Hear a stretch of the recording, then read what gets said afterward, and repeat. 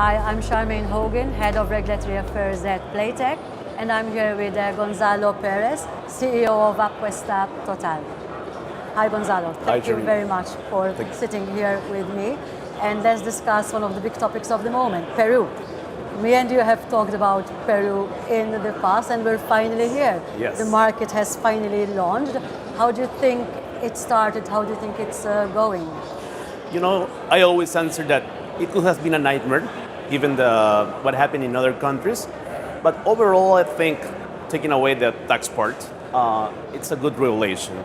You know, and the important thing is that we have a regulator that understands the industry, that he is very committed to us. He fight with us, you know. So that's the important thing. The technical standards are good. You know, it's nothing complicated. So far, most of the procedures are free because it's quite simple. So overall, I think it's the 12% is not high as well. So far, I think it's a good regulation. I agree with you in the sense that I'm from Playtech, I'm a supplier. We are a supplier to the market. And we always like to say that we engage as early as possible in a market, and we have been working on Peru for many years. It's finally regulated. I agree that the government has taken quite a practical and business-friendly approach. Certainly when I look at other markets and all the certifications and complexities on the technical side, we're one of the first to market with our B2B registrations. It eats into the timeline, but here we are. I think it's fair to say, like most markets, some authorities, perhaps new to the online regulatory environment, underestimate how complex it is. And we've seen in Peru, they had to move the market launch a few times, but you know, here we are. And I think I agree with you, it's going well. We support as Playtech a number of operators on that market, which I suppose leads me to the next questions. Now you as Apuesta Total hold a license there, but so do many other operators on the market. How do you feel this is going? Will it impact you? Is it impacting you as an operator on the market in comparison, in competition now with other licensed operators? You know, it's going to be a very interesting time to get new competitors, international competitors. I think from what I'm seeing right now is that because of the tax part, they were planning to be very aggressive, but now they're kind of going back. I think that soon there is a tax solve. We will have them again in the market. It's going to be, as I said, challenging for us. But I think that in Latin America, the local player who knows, you know, players, who knows, for example, for us, that we are the main sponsor of the two main teams, football teams in Peru. We know the people, we know the politicians. So we're pretty confident that we will continue to be the market leader. But of course, they have new technology, you know, they have different things that maybe we don't have. But that's going to be good for us, you know, because that will make us better for our customers. That in a way is where B2B as a model comes in the sense that, you know, we do see it more and more markets as sort of bespoke requirements introduced. And you do have the technical and regulatory experience from other markets that you bring with you to a market. But even for us, we see more bespoke requirements. The difference, I suppose, when you're a B2B, if we've rolled out for one operator on a market, then it's that much easier in a way. I'm sure my technical compliance colleagues will disagree, but it's slightly easier than to provide the same support for the games, the platform, to other operators on the market. So there's where it slightly differs. But in my mind, what's key is because Peru is newly regulated. As we've just said, it started, we think, pretty well. But we've seen it go wrong in other markets. So the importance of working and collaborating together to make sure that collaboration between the industry, but also with the regulator, continues as the market will move towards maturity. I think that is really important in my mind. I think that maybe, yes, that's very important. I also think that one of the most important changes that we have because of the regulation is that before regulation, we used to have, you know, as many providers as we can. Now, of course, since we have these authorizations for the providers, of course, we need to turn off some providers. we also need to help our regulator, in terms of saying, hey, guys, Precisely. this provider doesn't have a license. I spoke with many providers and they say that the ones who apply and now they are on, they say we have seen an increase in our sales because now there are less options than before. But I think that everybody needs to push the car, in the same direction, to be in order. I don't think any market has newly launched and was perfect from day one. Yeah, for sure. There's always room for improvements, I think so. I'm going to move a little bit to something else because 70% of Apuesta Total was acquired by Cirsa. How has that benefited your company? Well, part of the deal is that we're going to be in the company for 4 years. That's something good for us because now we are part of a bigger company and they have a different perspective. They are very knowledgeable. They have different countries. One of the things, for example, that we will benefit of directly is that they are dealing or they are negotiating marketing globally assets, and they are including us. So I cannot disclaim, but eventually we'll have a very good notice about that.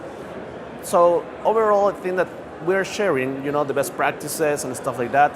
For us was a challenge, the whole process, because we came from a very little company in 2018. We were like almost new, and in 6 years we have been able to sell the company. But of course, that was a very hard process for our team because all the due diligence, all the paperwork that you have to do for this kind of operations is not easy. But it helped us a lot. It will help us a lot in the future, of course, as well, in terms of being more organized, more commitment. So I think that overall it's a very good process. They are very good partners, and we're really happy with that. In a sense, it's a coming together of different experiences and knowledge, right? Because you certainly bring the local knowledge, appreciation with you, but then you get the international exposure and technical and marketing acumen and all of that. So it is a perfect marriage in a way, right? And we also another thing is that as they have different countries, we can start thinking or we can start trying different stuff, and they can say us, hey, this worked in the past for this kind of for this country or for this strategy. So we also have our experience. I think that it's a good marriage. It's a good way of saying. Let's move to something else now, which I think many of us are struggling with at the moment: the introduction of or the coming into of the consumption tax. And because when the law was issued and there was like 12% GGR, for example, especially in comparison to many other tax burdens we see in other markets, it's reasonable. But suddenly we are like, the market is just launching and we have a consumption tax now. How are you looking at that perspective now? Let's remember that for the first law, it was included, the consumption tax. At that moment in the Congress, we were able to explain the congressmen and say, hey, this is crazy. In fact, when they were discussing, some congresswomen said, okay, we're not going to apply this because they understood at that moment how the damage or the impact that they will have on the industry. But of course, in our countries in Latin America, the government is always looking for ways to collect more money. They thought it was a good idea, this consumption tax based on turnover. And of course, it's a nightmare. We have been able to talk with the Ministry of Economy to explain him the damage. He kind of understood, but it was late in terms of that the tax was already issued. But recently they lowered the tax. That's part of our strategy because we need to gain more time in order to change from the root this issue. Because any tax based on turnover, especially for casino games, is crazy. So, and you know it very well. We have been discussing this in the past, but it was always like that shadow of this tax in the air. Now it's on, but I think, and I'm pretty confident that they will understand our position and they will understand that if they don't change this, they will not be able to collect the 12%. And everybody is going to go to the illegality, and they will hopefully they will understand the impact of and this. that's always the issue, right? The higher the tax burden, the impact of the tax will go somewhere. And you want, when you regulate your market, you regulate it primarily for the protection of your players, and that's a key objective. But if your channeling rate suddenly starts going down, meaning more of your players are still on offshore or actually going offshore, then it is not as successful as you want it to be, as you said, with the implications on the tax. And where we like to always say, listen, here's our regulatory experience globally, this is what it means. The players for casino games, online casino games, will get an inferior product in comparison to others, and for sports betting, it probably will mean as worse odds.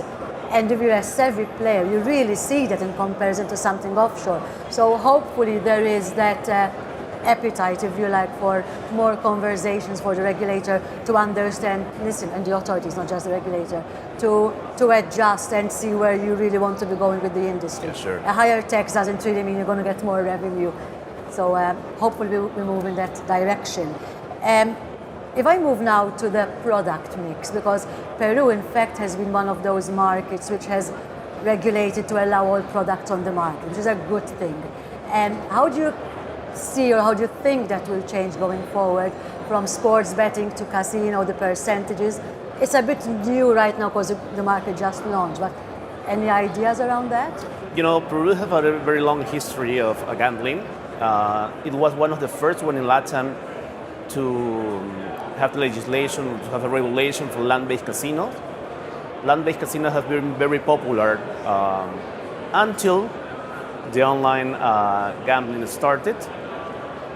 I am involved, or kind of involved, in the land-based casino as well because of my family, and we have seen the impact. You know how numbers are going down in the land-based casino, and I think that eventually, for example, for us in Apuesta Total, we are 75% sports betting and 25% casino. I think that, of course, casino will start increasing the numbers, but it's different, for example, for other regions, for example, Argentina or maybe Chile, where almost no land-based casino. So for those countries, casino is their main income. We are like moving in that direction. But the good thing, I think, for us in our industry, or in our market, is that sports betting has a different perspective, social perspective. So I think that will help, and that is helping us a lot because we are sponsoring sports and casino. People doesn't want to talk much about that, but I think that it will grow fast.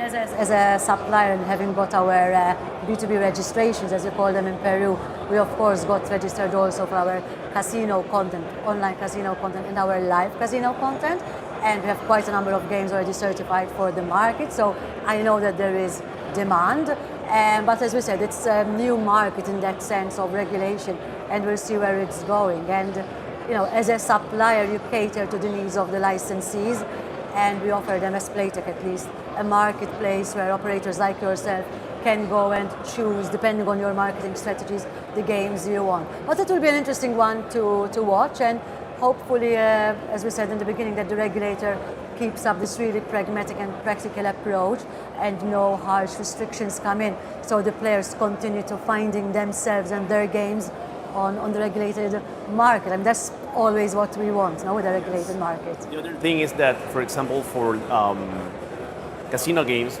providers like yourself, they have the opportunity or the options to make these game TV show games that are fantastic, that can engage other audiences that the ones that are in land-based casinos. So it's a very good opportunity, and everybody is evolving, and that also it's a benefit of customers and everybody. It's catering to different age demographics, different consumer behavior. In a way, we are a digital society now.